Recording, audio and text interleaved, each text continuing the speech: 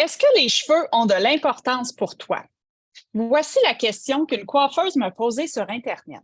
J'ai envie d'en parler, non pas pour critiquer cette coiffeuse, qui avait sans doute de très bonnes intentions et souvent l'intention de vendre des produits. Mais je veux te raconter comment une simple phrase peut nous déclencher, car dans la vie, ça peut être lié à nos mémoires, nos souvenirs vécus dans cette vie-ci ou même si c'est spirituel dans d'autres vies. Ça peut être en lien avec une blessure. On connaît les 5 grandes blessures de Lise Bourbeau, l'injustice, la trahison, l'abandon, le rejet, l'humiliation. Et ça peut aussi être un conflit de valeurs. Parce que parfois, on n'a pas les mêmes valeurs, pardon, et ça peut accrocher. Mais c'est fou de voir comment une simple phrase, neutre en soi, peut être interprétée en fonction de notre référence, notre système de valeurs, basé sur notre éducation, nos croyances et notre histoire. Un discours mental se met en place. Ma première réaction a été de me remettre en question, car c'est vrai que des fois, je fais des vidéos, parfois coiffées, parfois pas, même pas maquillées. Pour moi, c'est une grande victoire, car avant, j'aurais même pas osé de sortir chez moi sans être parfaitement arrangée, même pour aller courir, même pour sortir les vidanges. Donc, les apparences, c'était hyper important chez moi. Puis imagine là, l'angoisse de devenir virale sur les internets à cause d'une petite imperfection, là, ça n'existait même pas à l'époque, mais j'ai grandi avec ça. J'aime ça dire les internets. Je trouve ça drôle. Donc, ma première réaction a été de me questionner sur ce que j'avais fait de mal. Coupable de quoi? Me remettre en question de faire des vidéos pas arrangées. Voyons, est-ce que ça nuit à ma réputation? Puis là, j'ai comme eu envie de me convaincre que c'est tout à fait correct d'être authentique. Parfois, ça fait partie de ma nature de ne pas être peignée et pas maquillée.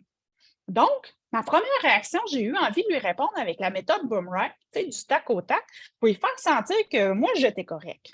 Que si elle, les apparences, c'était essentiel, ben sérieux, c'est elle qui n'avait rien compris à l'estime de soi. Bon, j'ai pas écrit ça, mais honnêtement, je l'ai pensé, tu sais. J'ai plutôt choisi consciemment de répondre: oui, pour moi, les cheveux sont importants, mais je tends à me dissocier des apparences. Parfois, mes cheveux sont beaux, parfois, je les arrange pas. Mais voilà que c'est la pointe de l'iceberg, la partie visible. Tu sais, il y a toujours quelque chose de sous-jacent au déclencheur.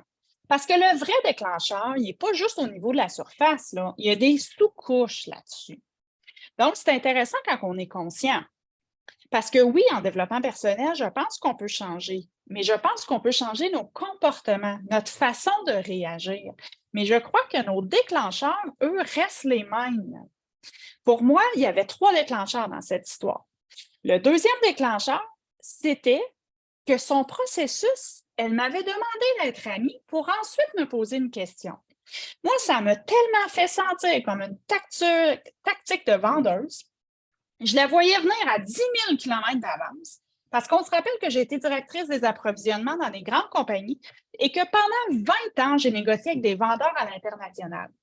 Ta petite technique de vente, ça ne marche pas sur moi, là. À la limite, ça m'insulte. Tu ne peux pas devenir mon ami, me demander d'être ton ami, faire semblant de t'intéresser à ce que je fais pour finalement essayer de me poser une question avec ta technique de vente one-on-one en disant: hey, si elle dit que c'est important pour elle, les cheveux, ben c'est clair qu'après ça, elle ne pourra pas dire non à acheter mes produits. Tu sais. Tu vois-tu que mon déclencheur, il crée un scénario mental? Parce que moi, dans ma tête, ça fait: tu me prends-tu pour une conne? Respect, Véro. C'est une phrase neutre. C'est ça, être en conscience. On part d'une phrase neutre, puis tu vois-tu comment le déclencheur peut s'enclencher vite dans ta tête? Voilà le jeu de l'ego. Elle ne fait pas ça contre moi, elle fait ça pour elle. Mais être consciente, là, tu vois que moi, elle est venue me jouer une contraction intérieure que j'ai présentement. Elle est venue jouer le rôle parfait dans ma pièce de théâtre. Parce que nouvellement entrepreneur, je dois vendre des services. Et je ne vends pas un produit. Je suis le produit. Je dois me vendre moi-même. Donc, si les gens ils disent non, c'est mon rejet de qui je suis à qui ils disent non. C'est pas parce qu'ils n'aiment pas l'odeur de mes chandelles, c'est parce qu'ils n'aiment pas moi. Ça, pour l'estime, c'est quelque chose. Et j'ai des croyances limitantes sur les vendeurs parce que je les ai côtoyés beaucoup, beaucoup, beaucoup pendant beaucoup de temps. Je les connais, leurs tactiques. Mon rôle, c'était de déjouer leurs tactiques de vente. Mais là, maintenant, je fais partie de l'équipe de vente. Alors, elle est venue me jouer l'actrice parfaite dans ma pièce de théâtre pour que je vienne emmener un peu plus de douceur et de neutralité dans l'aspect que vendre, c'est OK. Ça fait partie de la vie. Je devrais la remercier de m'avoir fait voir cette contraction interne. Mais je continue avec les déclencheurs parce qu'il y a une autre sous-couche qui est là, qui est une mémoire de ma défunte grand-mère que j'adore et qui accordait beaucoup d'importance aux apparences, qui a légué ça à ma mère, qui a légué ça à moi. Tu sais. Sa mère lui avait dit, après sa deuxième ou troisième grossesse, alors qu'elle était rendue à peu près à 200 livres, elle l'avait forcée à se regarder dans le miroir en disant ben, regarde ce que tu as de l'air, tu ne peux pas te laisser aller de même. Là, tu sais. Chez nous, le poids, l'image corporelle, ça a toujours été un combat. On en a porté du noir, puis on en a fait des régimes à la soupe. Puis on en a pris du poids, puis on en a perdu, puis on en a pris, puis on en a perdu. Toutes les yo-yo inimaginables, les régimes yo-yo inimaginables, on les a faits. On a ça dans nos mémoires. Puis ma grand-mère, donc, pour qui l'apparence, c'était important, puis c'était une époque aussi, là, tu sais, je sais rien contre ma grand-mère parce que c'était une réalité de l'époque. Et aujourd'hui, j'en ris. Mais elle avait toujours des petits commentaires subtils du genre, tu sais, t'arrives chez elle avant d'aller à une soirée dans un restaurant, puis elle te dit Veux-tu qu'on t'attende pendant que tu te peignes?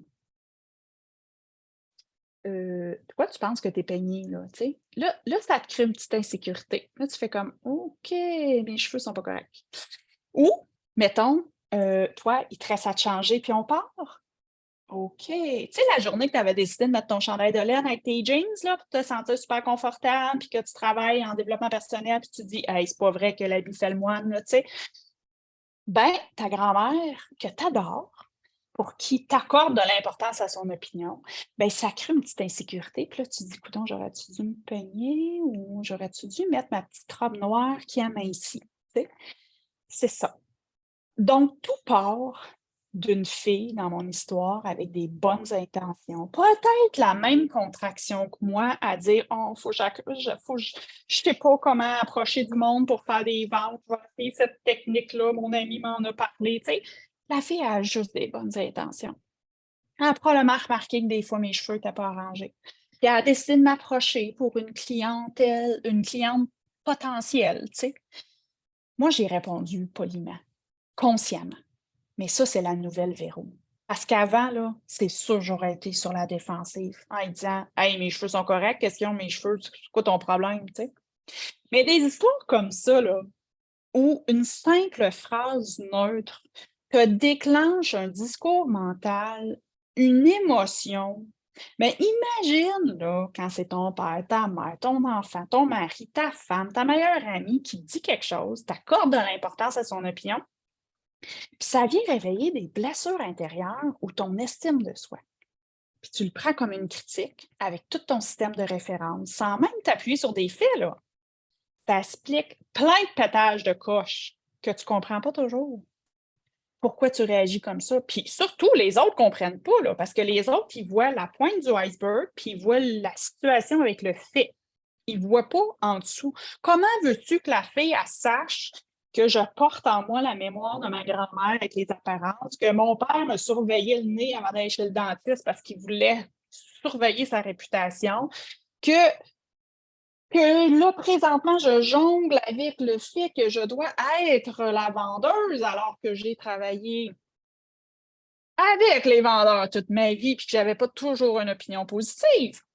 Je les salue au passage, mais c'est pas eux que j'avais pas une opinion positive, c'est leur technique. Je les voyais arriver. Et là, je veux pas être ça.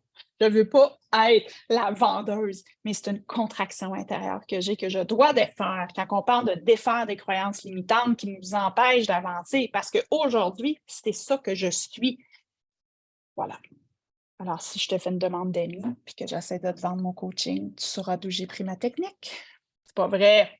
Mais je voulais raconter l'histoire. Rien contre la personne. Je la salue si elle se reconnaît.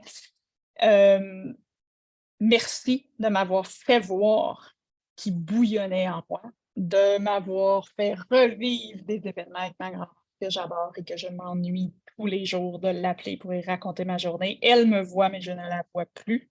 Alors, si vous avez encore vos grands-mères, dites-leur que vous les aimez.